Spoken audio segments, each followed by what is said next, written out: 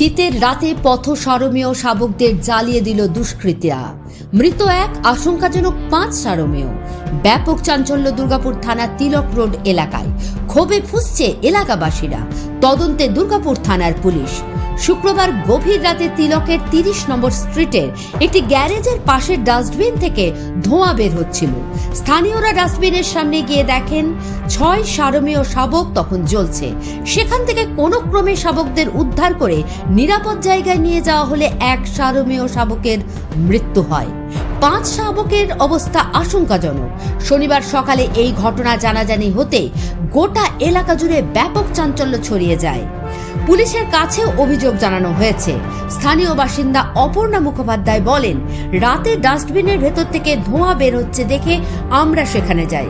দেখি 6টি পথ-সারমেয় শাবক জ্বলছে। সেখানে বই খাতা দিয়ে আগুন জ্বালানো হয়েছে। গন্ধ যাতে না ছড়ায় সেজন্য নুনের প্যাকেট ফাটিয়েও রাখা হয়েছিল। এই নির্মম ঘটনা দেখে আমরা হতবাক। আমরা 6টি সারমেয় শাবককে উদ্ধার করি। 1টি সারমেয়র মৃত্যু হয়েছে। 5টি শাবকের অবস্থা আশঙ্কাজনক। সেগুলিকে এলাকাতেই চিকিৎসা করা হচ্ছে। যারা এই ঘটনা ঘটিয়েছে তাদের কঠোর শাস্তির দাবি করছি। 10টা এরকম নাগাদ আমি আমার ছেলে বাজার থেকে ফিরছি, দেখি আমাদের পাড়ার ডাস্টবিনে দাদা করে আগুন জ্বলছে। এবার এগিয়ে গিয়ে দেখি বাচ্চাদের, কুকুরের বাচ্চা, ছোট বাচ্চা কালকেই দিয়েছে, কান্নার আওয়াজ। তা সেই দেখে আমি আমার ছেলে এগিয়ে যাই। রীতিমতো প্রচণ্ড আগুনটা জ্বলছে। কি করে বাঁচাবো, মাথা ঠিক ছিল না। কোনো রকমে আমার ছেলের আমি বুকে করে নিয়ে গিয়ে বাচ্চাগুলোকে একটা শেল্টার দিয়েছি, কিন্তু একটা বাচ্চাকে বাঁচাতে পারিনি। 6টা বাচ্চা দিয়েছিল, 5টা বাচ্চা কোনো রকমে বাঁচিয়েছি। তারপরে এনজিওতে ফোন করে তারা এলেন, যারা যতটুকু মানে ফার্স্ট এড করে তাদেরকে দিয়েছে।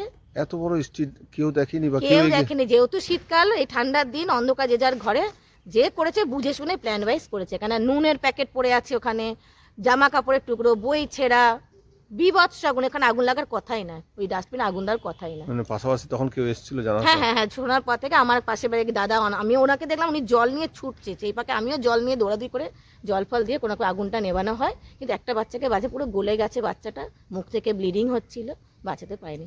যে করেছে প্ল্যান মাফিকই করেছে। সে হয়তো কুকুর পছন্দ করে না, এত অমানবিক কাজ কি করে সে করলো যায় না। যদি দেখতে পাই বা ধরা পড়ে তাদের জন্য আমরা একটা কিছু ব্যবস্থা নেব। আপনার নাম? আমার নাম অপর্ণা মুখার্জি। পশুপ্রেমী অনিন্দিতা সরকার বলেন, সদ্যজাত পথ-সারমেয়দের ওপর এই নির্মম ঘটনা একেবারে মেনে নেওয়া যায় না। আমরা খবর পাওয়া মাত্র সেখানে গিয়েছি। যারা এই ঘটনার সাথে যুক্ত তাদের শাস্তির দাবি করছি। Bureau report, activist Bangla.